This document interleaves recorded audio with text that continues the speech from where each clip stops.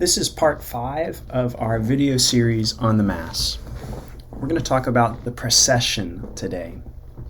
The procession is when the priest, with the altar servers and with any lector or any deacons or any seminarians, proceeds from the back of the church into the sanctuary. The bell rings, which signals the beginning of Mass for us, wherein all of the faithful stand to show dignity to the procession that begins this holy liturgy.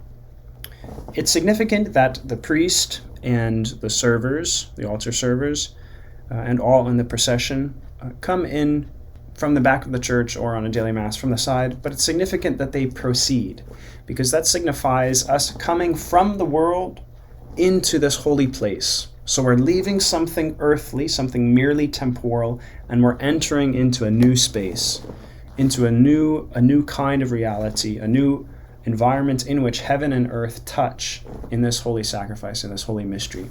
And so that movement from the back of the church, kind of signifying the world, or the world is just outside on the doors, that beginning, that entrance from the world into this sacred and consecrated place is a significant gesture and a significant way of beginning the Mass. It also is meant to be evocative of our hearts, that we bring our hearts into this sacred place by this kind of gesture. And so your own procession, you can proceed in your own heart as you enter into church as well. Then the priest genuflects, and the altar servers, if they're not carrying anything, they genuflect before they enter the sanctuary, which begins just with the steps. Those steps, right, the kind of their marble steps entering into the sanctuary. That's where the sanctuary begins.